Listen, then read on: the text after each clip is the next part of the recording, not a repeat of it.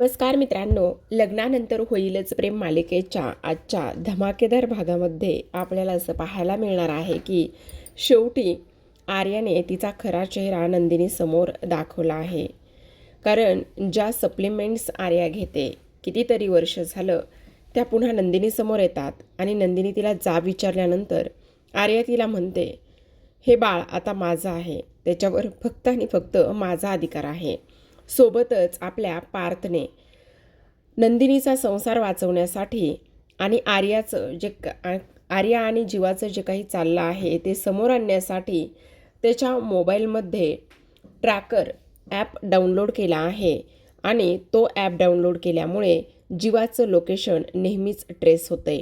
एवढंच नाही तर मास्टरमाइंड काव्यामुळे आता तिने आर्याची स्टोरी पाहते आणि ते आपल्याच घरचं जेवण असल्याचं सत्य इथे सर्वांना समजलं आहे.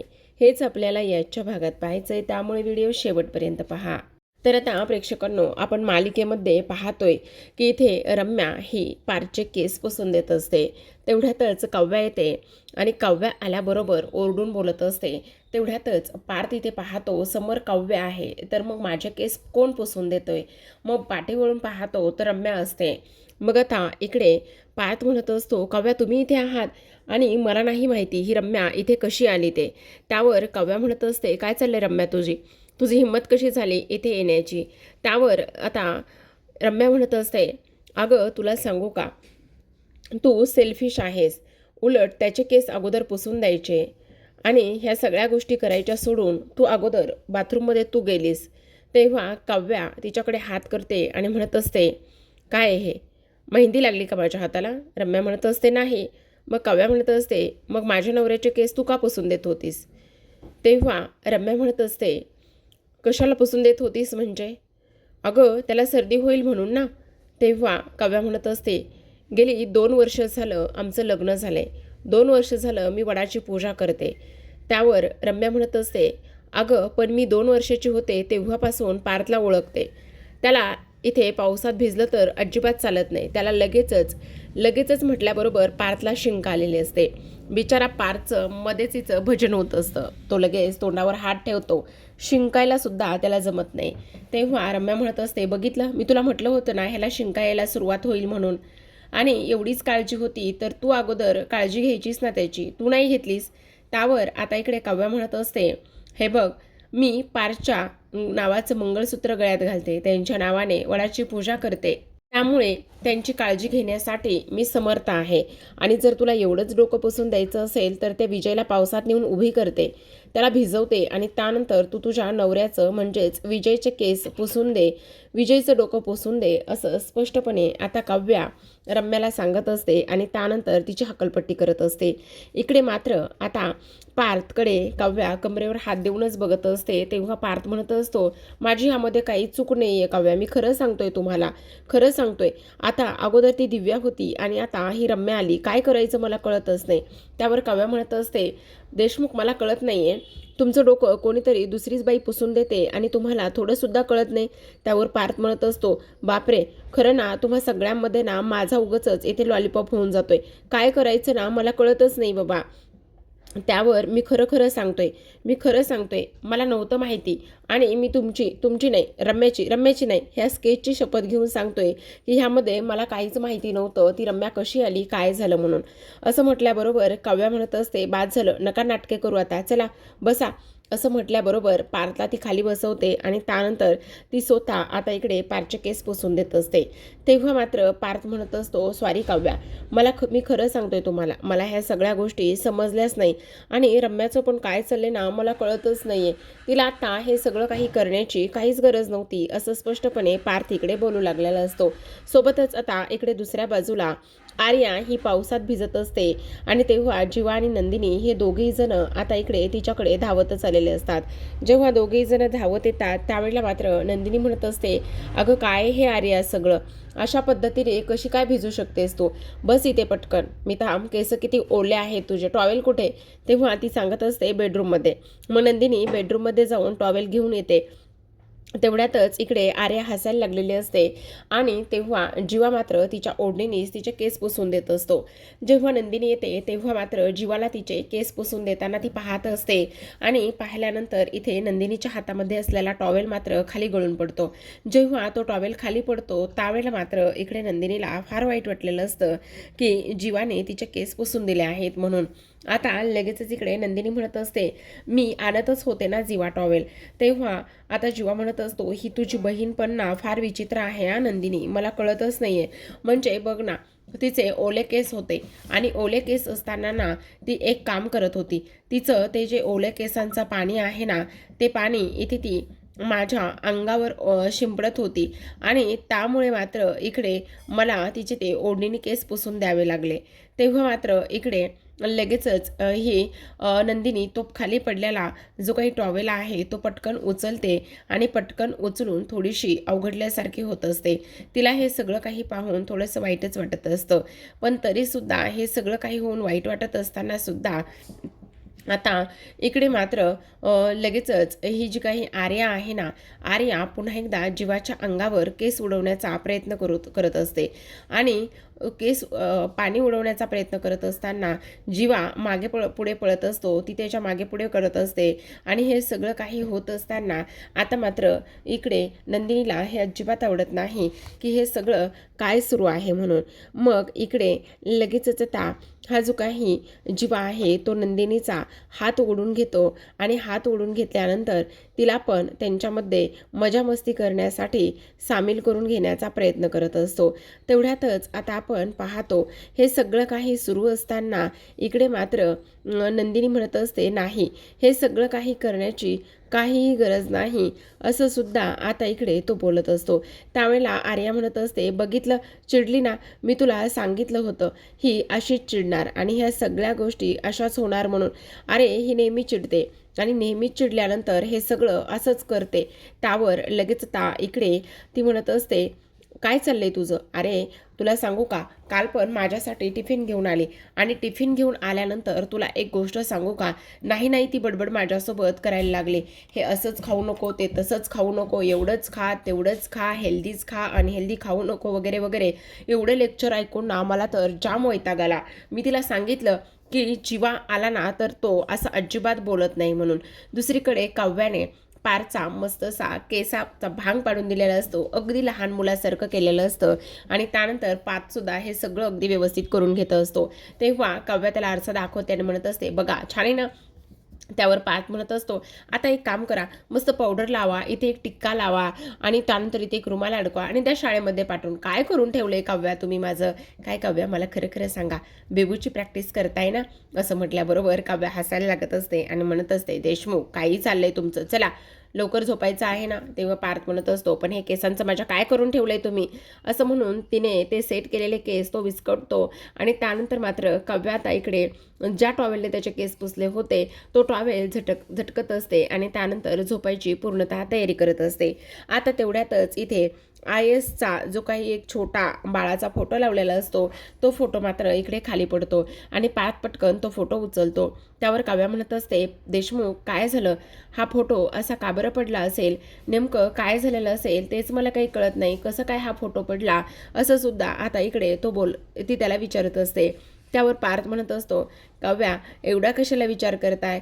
हे बघा, तुम्हाला सांगू का, तुम्ही आत्ता तो टॉवेल झटकला ना, त्यामुळे कदाचित त्याच्या धक्क्याने तो फोटो खाली पडला असेल, असं इकडे पार्थ म्हणत असतो. पण आता काव्या म्हणत असते, पण पार्थ, मला खूप टेन्शन आले, हा फोटो खाली पडलाय ना त्यामुळे मला खूप जास्त वाईट वाटतंय हे सगळं. त्यावर लगेच आता इकडे पार्थ म्हणत असतो, काय चाललंय काव्या?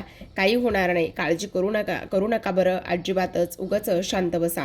असं म्हटल्याबरोबर आता इकडे रम्या उभी असते आणि रम्या म्हणत असते, आत्ता फक्त फोटो भिंतीवरून खाली पडला आहे, पण जर हे पोटातलं बाळच जर पडलं तर? रम्या, लक्षात येते का, तुझ्या जिभेवर काळा तीळ आहे आणि रम्याच्या जिभेवर काळा तीळ असल्यामुळे रम्या जे म्हणेल, जे बोलेल ते अगदी तसंच होणार आहे, असं सुद्धा इकडे ती बोलत असते. तर दुसऱ्या बाजूला आपण पाहतो आता मात्र इकडे जीवा भडकलेला असतो आणि जेव्हा जीवा भडकतो त्यावेळेला मात्र इकडे सगळ्यात महत्त्वाची गोष्ट झालेली असते आणि ती म्हणजे की तो आता आर्यावर भडकून ओरडून बोलत असतो. तो म्हणत असतो, 1 मिनिट, काय चाललंय तुझं?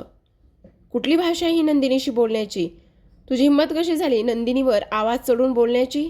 आ अगं, पावसात तू भिजतेस, तुझ्या पोटामध्ये बाळ आहे, तुला कळतंय का? आणि तुझ्या पोटामध्ये हेल्दी जावं, तू व्यवस्थित जेवावंस, व्यवस्थित सगळ्या गोष्टी कराव्यास म्हणून नंदिनीची धडपड सुरू असते. ती स्वतः मात्र जेवत नाही, पण तुला डब्बा पोहोचवण्याचं काम करते. एवढं सगळं काही होत असून सुद्धा तू अशा पद्धतीने हे सगळं काही तिच्याशी बोलतेस. काय चाललंय काय तुझं? हां? अगं, जरी पोटात तुझ्या बाळ वाढत असलं ना, तरीसुद्धा आई मात्र ती होतीये आणि आहेस ती आई. आणि तू तिच्याबद्दल असं बोलतेस. आणि फरक काय पडला? जर तुला लेक्चर दिलं, जर तुला 2 गोष्टी चांगल्या सांगितल्या तर फरक काय पडला? हे सगळं तिने सांगितलं म्हणून काही बिघडत नाही आहे.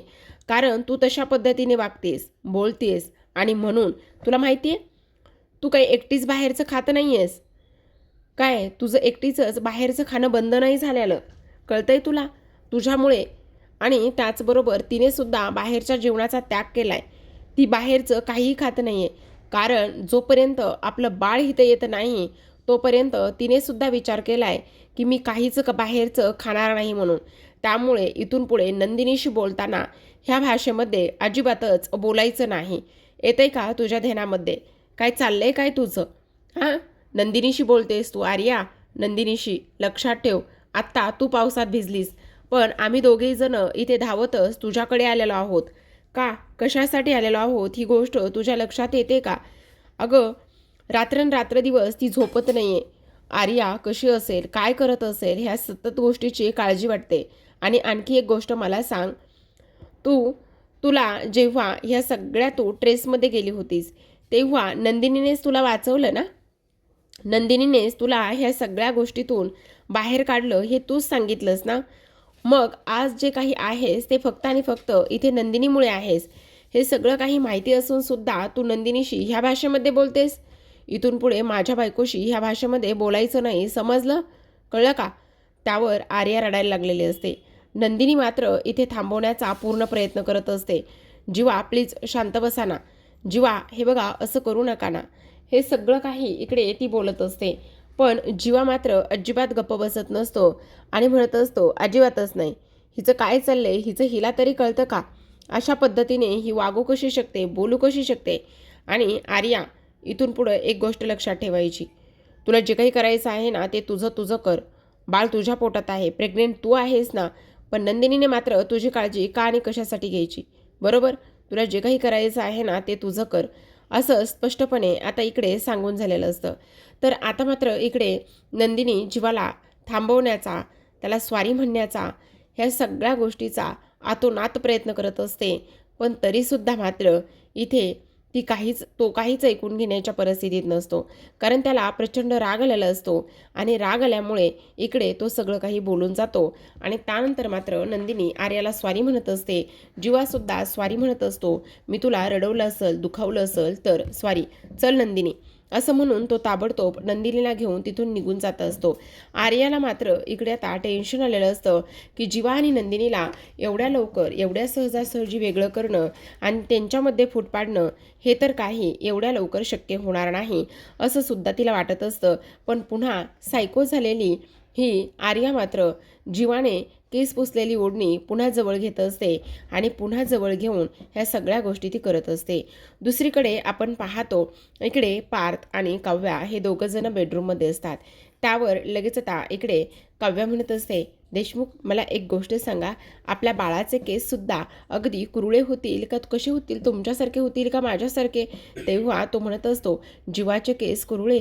असं म्हटल्याबरोबर काव्या म्हणत असते, काय झालं देशमुख, जीवा कुठून आला मध्येच, का बोलताय तुम्ही असं? असं बोलल्याबरोबर आता मात्र इकडे पार्थ काव्याला म्हणत असतो, काव्या, मला तुम्हाला काहीतरी सांगायचं आहे. तेव्हा काव्या म्हणत असते, काय झाले, काय सांगायचं आहे, बोला ना, तुम्ही कशाबद्दल हे सगळं काही बोलताय? देशमुख, काय झालंय, सगळं काही ठीक आहे ना, काही टेन्शन तर नाही आहे ना? असं बोलल्याबरोबर आता मात्र इकडे तो म्हणत असतो, नाही नाही, टेन्शन असं काही नाही. मग टेन्शन नाही, पण तुम्ही कशाबद्दल बोलताय? त्यावर आता इकडे पार्थ म्हणत असतो, मी काल जीवाला बऱ्याच काही गोष्टी बोललो आणि जीवाला बऱ्याच काही गोष्टी बोलल्यानंतर तुम्हाला एक गोष्ट सांगू का? हां बोला ना, काय झालेलं आहे? जीवाच्या मोबाईलमध्ये ना मी GPS ऑन करून ठेवले, एक ट्रॅकर बसवला आहे. म्हणजे तो जिथे कुठे जातोय, काय काय करतोय, ह्या सगळ्या गोष्टी मला इथे समजतील आणि त्याचं लोकेशन मी ट्रेस करत आहे सतत. असं बोलल्याबरोबर काव्या म्हणत असते, काय केले पार्थ तुम्ही हे? असं का वागलात? हे सगळं काही करण्याची काय गरज होती? त्यावर मात्र पार्थ म्हणत असतो, कारण मला हे सगळं करावंसं वाटलं नंदिनीच्या काळजीपोटी आणि त्याचबरोबर नंदिनीला कोणत्याही गोष्टीचा त्रास होऊ नये म्हणून हे सगळं काही मी केलं आहे, असं स्पष्टपणे पार्थ बोलत असतो. आणि त्यानंतर मात्र जीवाचं वागणं, त्याचबरोबर एकंदरीत ते सततचं खोटं बोलणं, ह्या सगळ्या गोष्टी एकंदरीत मला अजिबात आवडल्या नाही आणि त्यामुळे मात्र मी इथे हे सगळं काही केलं आहे, असं इकडे तो बोलत असतो. पण आता काव्या म्हणत असते, पण देशमुख हे सगळं करण्याची काही गरज नाही आहे. तेव्हा पार्थ म्हणत असतो, एक मिनटं, असं म्हणून आता लगेच मोबाईल ऑन करतो, GPS ऑन करतो आणि त्यानंतर जीवाचं लोकेशन पाहत असतो. आता जीवाचं लोकेशन पाहिल्यानंतर तो घरामध्ये नसतो, माया अपार्टमेंटमध्ये तो असतो आणि जेव्हा ही गोष्ट समजते तेव्हा मात्र काव्या म्हणत असते, देशमुख तुमच्या गोष्टी लक्षात येत आहेत का? हे माया अपार्टमेंट म्हणजे हे इथेच तर आर्या राहते, असं म्हटल्याबरोबर आता मात्र पार्थला अजूनच राग येतो. काव्या म्हणत असते, पण हा तिथे नेमका काय करतोय? त्यावर आता इकडे पार्थ म्हणत असतो, बघितलं काव्या, मी तुम्हाला सांगितलं होतं ना की जीवाचं नक्कीच काहीतरी चाललंय. तो नंदिनीला इथे फसवतोय म्हणून. आणि आत्तासुद्धा तो घरामध्ये नाही आहे, तर आत्तासुद्धा तो त्या आर्याला भेटायला गेला असेल का? असं इकडे तो बोलत असतो. पण प्रेक्षकांनो, नंदिनीसुद्धा जीवाबरोबरच असते. पण असो, आता इकडे जीवा हा गाडीमध्ये येऊन बसतो आणि त्याच्या बाजूला नंदिनी येऊन बसलेली असते. तेव्हा जीवा म्हणत असतो, नंदिनी सॉरी. तेव्हा नंदिनी म्हणत असते, हो खरंच सॉरी म्हणायला पाहिजे होतं. जीवा म्हणत असतो, खरंच सॉरी, खूप चिडलो का गं मी? नंदिनी म्हणत असते, हो जरा जास्तच, पण ते गरजेचं होतं. पण नंदिनी म्हणून मला खूप छान वाटलं. तेव्हा जीवा म्हणत असतो, म्हणजे मला नाही समजलं, तुला नेमकं काय छान वाटलं? त्यावर नंदिनी म्हणत असते, तुम्ही माझी बाजू घेऊन आर्यासोबत बोललात ना, ते मला खरंच खूप छान वाटलं. खरं तर ह्या सगळ्या गोष्टी करण्याची फार जास्त गरज होती, असं सुद्धा आता इकडे नंदिनी बोलत असते. तेव्हा मात्र जीवा म्हणत असतो, पण ती आर्या तुझ्यासोबत ह्या भाषेमध्ये, ह्या टोनमध्ये कशी बोलू शकते तेच मला काही कळत नाही. आता इकडे जीवा म्हणत असतो, असू दे, हे बघ, आता आर्यासोबत ज्या गोष्टी आपण इथे करतोय ना, ते सगळं जरी असलं तरीसुद्धा एका गोष्टीची मात्र आपण काळजी घ्यायला हवी. तेव्हा नंदिनी म्हणत असते, काय? अगं आज ना पार्थदादा मला बऱ्याच काही गोष्टी इथे विचारत होता आणि पार्थदादा एवढ्या गोष्टी विचारत असल्या कारणाने ना मलासुद्धा थोडंसं टेन्शनच आलं होतं. मग आता आणखी एक महत्त्वाची गोष्ट म्हणजे त्या आर्याचं बोलणं ऐकून घेण्याची आणि त्याचबरोबर तिच्यासाठी एवढं सगळं काही करण्याची काही गरज नाही आहे. लक्षात येते का तुझ्या? असं म्हटल्याबरोबर आता इकडे नंदिनी म्हणत असते, हो ते तर आहेच. आणि त्याहूनही सगळ्यात महत्त्वाची गोष्ट, जर हे सगळं पार्थदादाला वगैरे समजलं तर नंदिनी खरंच खूप मोठा प्रॉब्लेमसुद्धा इथे होऊ शकतो, असं सुद्धा आता इकडे जीवा बोलत असतो. तेव्हा मात्र जीवा नंदिनीचा हात हातामध्ये घेतो आणि म्हणत असतो, तू काळजी करू नकोस, काही जरी झालं ना तरीसुद्धा मी मात्र कायम तुझ्यासोबत तुझ्याबरोबर असणार आहे, असं सुद्धा आता इकडे तो बोलू लागलेला असतो. आता इकडे नंदिनी म्हणत असते, जर तुम्ही माझ्यासोबत आहात म्हटल्यावर मला कसलंच आणि कोणत्याच गोष्टीचं टेन्शन नाही, असं सुद्धा आता इकडे ती बोलत असते. तर प्रेक्षकांनो, इकडे दुसऱ्या बाजूला मात्र ही सायको झालेली आर्या मात्र इकडे जीवाने पुसल्याला टॉवेल हातामध्ये घेत असते आणि तो घेतल्यानंतर म्हणत असते, खरं सांगू का जीवा, आज तू माझ्यावर पहिल्यांदा रागवला आहेस. आज तू एवढा छान रागवला आहेस आणि रागवल्यामुळे तू मात्र फार जास्त हॉट दिसत होतास. जेव्हा तू असा रागवलायस आणि एवढा सुंदर दिसत होतास, त्यावेळेला मात्र मी अजूनच तुझ्यासुद्धा प्रेमात पडायला लागलेली आहे, असं आर्या बोलत असते. तर आता प्रेक्षकांनो, आजच्या भागामध्ये एवढंच. उद्याचा भाग पाहायचा असेल तर नक्की चॅनलला सबस्क्राईब करा. उद्याच्या भागामध्ये आपल्याला असं पाहायला मिळतंय की आता बहुतेक ना नंदिनी ही पुन्हा इथे आर्याच्या घरी गेलेली असावी आणि आर्याच्या घरी गेल्यानंतर इथे तिचं ती कपाट आवरत असावी आणि कपाट आवरत असताना नंदिनीच्या हातात मात्र इकडे खूप मोठी गोष्ट लागलेली असते आणि जेव्हा ती गोष्ट लागते ती म्हणजे असते की जे काही त्या सप्लिमेंट्स घेत असते, एक्झिट बाईट्स घेत असते ते असतात आणि त्या लागल्यामुळे नंदिनी विचारत असते, तू डोक्यावर पडली आहेस का? हे सगळं असं करण्याची तुझी हिंमत कशी झाली? तुझं काय चाललेलं आहे? अगं तुझ्या पोटामध्ये आमचं बाळ वाढत आहे आणि तुझ्या पोटामध्ये आमचं बाळ वाढत असल्याकारणाने तू अशा पद्धतीच्या ह्या गोळ्या कशा काय घेऊ शकतेस, काय करू शकतेस हेच मला काही केल्या कळत नाही. तुझी हिंमत कशी झाली हे सगळं काही करण्याची? त्यावेळेला मात्र इकडे आता ती म्हणत असते 1 मिनिट. तेव्हा नंदिनी म्हणत असते 1 मिनिट म्हणजे हे सगळं तू का करतेस, कशामुळे करतेस? त्यावर मात्र आर्या म्हणत असते हे बाळ जरी तुमचं असलं तरीसुद्धा आत्ता मात्र ते माझ्या पोटात आहे आणि त्याचबरोबर त्या बाळावर पूर्णतः हक्क जो आहे तो फक्त आणि फक्त इथे माझा आहे. त्यामुळे ह्या सगळ्या गोष्टी तुम्ही अजिबात माझ्याशी बोलायच्या नाही. समजलंय का? येते का ध्यानामध्ये? असं स्पष्टपणे आता इथे मात्र आर्या नंदिनीला बोलत असते. आता आर्याच्या तोंडून बाळाबद्दलचं हे सगळं काही ऐकल्यानंतर नंदिनीला सुद्धा खूप मोठा धक्का इथे बसलेला असतो. नंदिनी विचार करत असते की हे सगळं काही काय आहे आणि त्याचबरोबर ही अशा पद्धतीने माझ्यासोबत कशी काय बोलू शकते असा इकडे ती विचार करते. दुसरीकडे आपण पाहतो काव्याने आता इकडे आर्याची स्टोरी पाहिलेली असते, ज्या स्टोरीमध्ये त्यांच्या घरचं जेवण असतं. मग आता इकडे जो पार्थ आहे तो पार्थ मात्र इकडे जीवाचा पाठलाग करत तिथंपर्यंत जाऊन पोहोचलेला असतो आणि काव्याने फोन करून त्याला विचारलेलं असतं. त्यावेळेला मात्र इथे पार्थ सांगत असतो की तो आत्ता निघाला आहे. मग आता काव्या विचारत असते की त्याच्या हातामध्ये टिफिन बॅग आहे का? मग आता पार्थ सांगत असतो की हो त्याच्या हातामध्ये टिफिन बॅग आहे. असं म्हटल्याबरोबर आता आपल्याच घरचा डब्बा आर्यासाठी जीवा रोज घेऊन जात असल्याची ही जी खबर आहे ती काव्यापर्यंत येऊन पोहोचलेली असते. त्याचबरोबर प्रेक्षकांनो नुकताच एक प्रोमोसुद्धा रिलीज झाला आहे, ज्या प्रोमोमध्ये जीवाला आणि त्याचबरोबर आर्याला एकत्र मिठी मारताना पार्थने पाहिले आणि जीवा आणि नंदिनीचं सुद्धा कडाक्याचं भांडण इथे झालेलं आहे. तर पाहत राहा लग्नानंतर होईलच प्रेम. भेटूयात उद्याच्या भागामध्ये. तोपर्यंत धन्यवाद.